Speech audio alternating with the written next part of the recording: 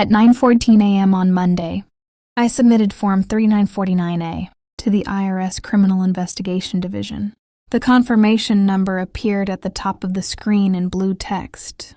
I copied it into a notebook beside my son's hospital bracelet. 6 withdrawals, $31,200 total, each labeled Authorized Transfer.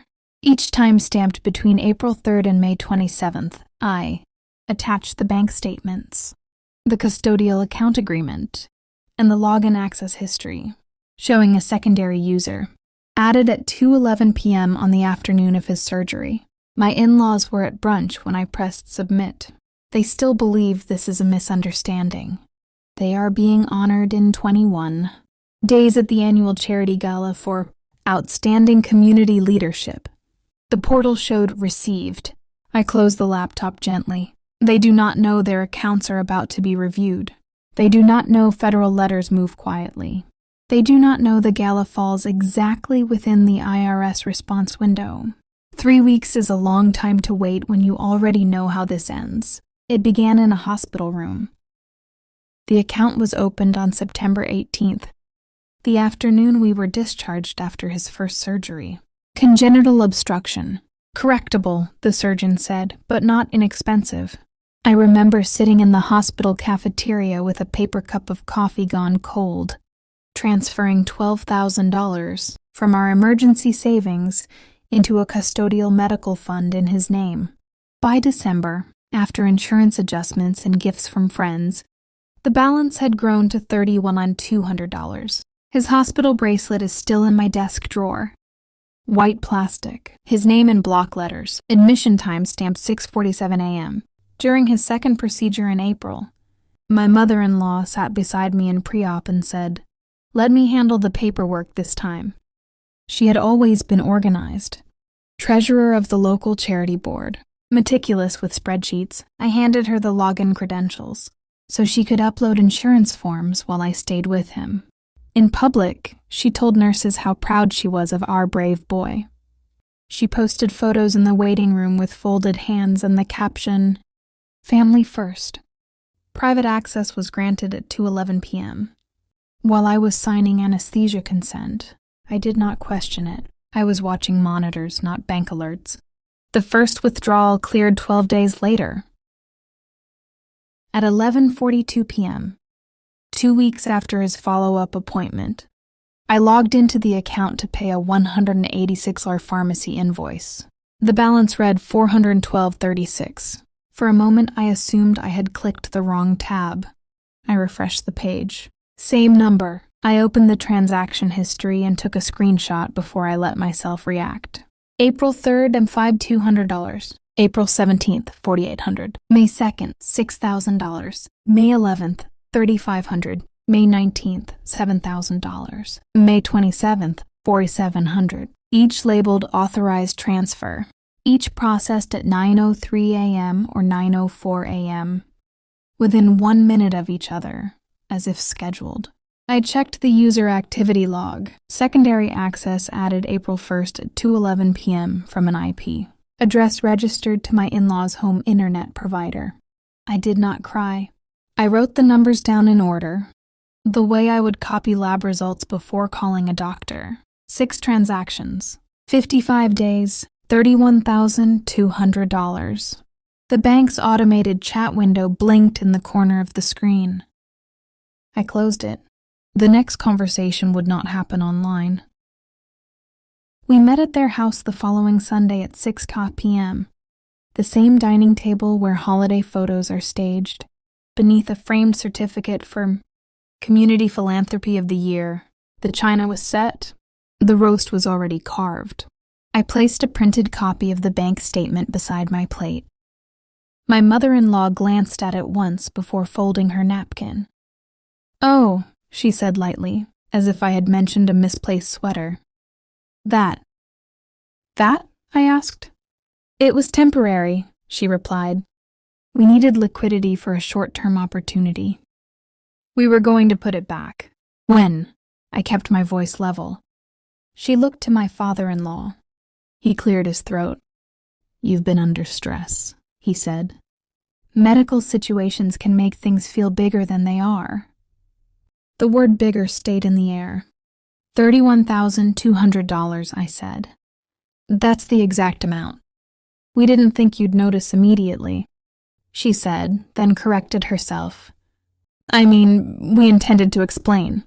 No timeline, no repayment schedule, no apology. In the hallway, a framed photograph showed them accepting a charity award for ethical leadership. At 7:18 p.m., I folded the statement and put it back into my bag. The next morning, I scheduled an appointment with a CPA. The CPA's office was quiet in the way.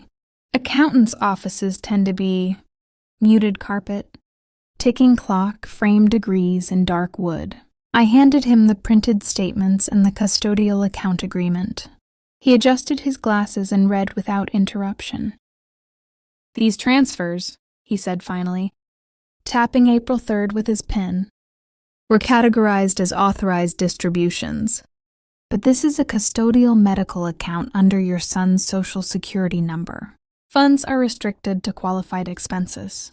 He pulled up the IRS guidelines on his screen. Any use beyond that can trigger tax consequences. Also, if they considered this a loan or gift, there's no gift tax filing. Over $17,000 in a year requires Form 709. I don't see one. He printed a summary sheet. There's potential exposure here.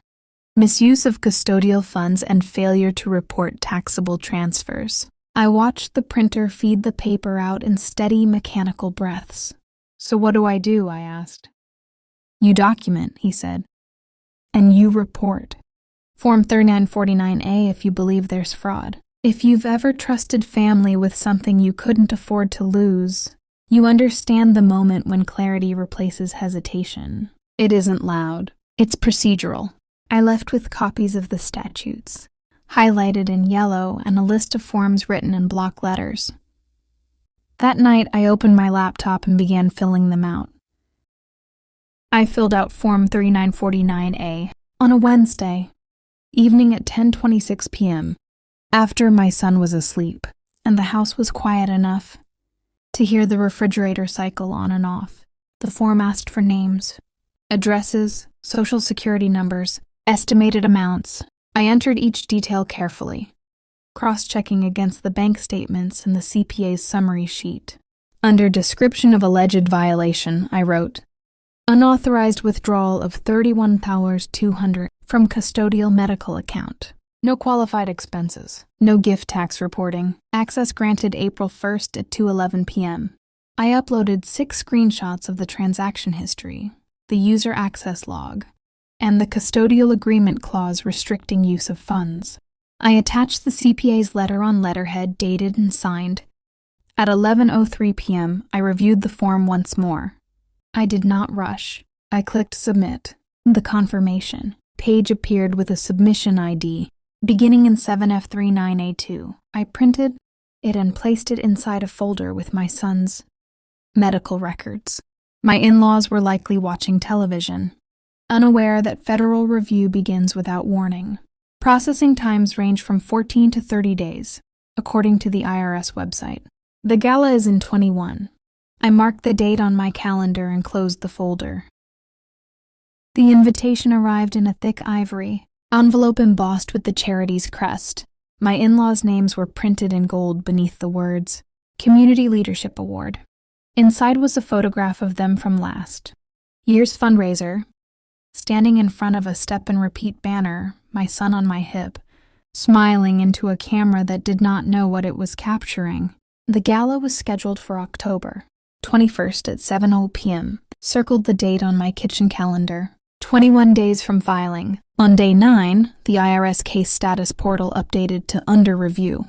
On day 12, certified mail tracking showed a delivery attempt at my in-laws. Address at 10:14 a.m. The envelope required a signature.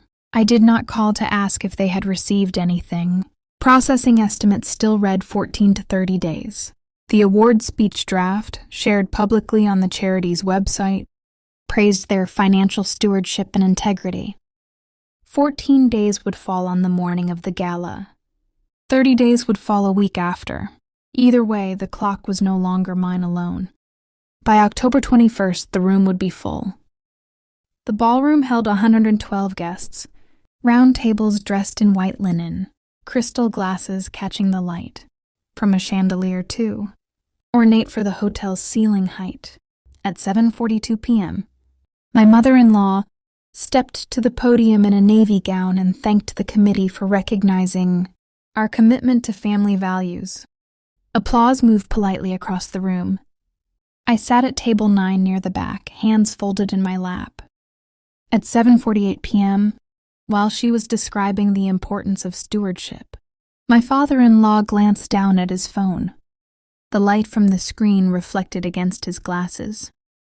His expression shifted, not dramatically, just a tightening around the mouth. He typed quickly. Then his phone buzzed again.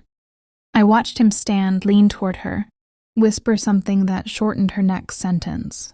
She smiled, faltered, and recovered. "Excuse me," she said into the microphone. They stepped off stage together. Within minutes, 2 board members followed them toward the hallway. A murmur moved table to table. Someone mentioned a bank notification. Someone else said, "Frozen." I did not move. Later, I saw the cream IRS envelope resting unopened in my mother-in-law's handbag as she walked back through the ballroom doors. Applause thinning into polite confusion. I never spoke that night. I didn't need to. The accounts remained restricted for 93 days. An audit followed. Partial recovery came first.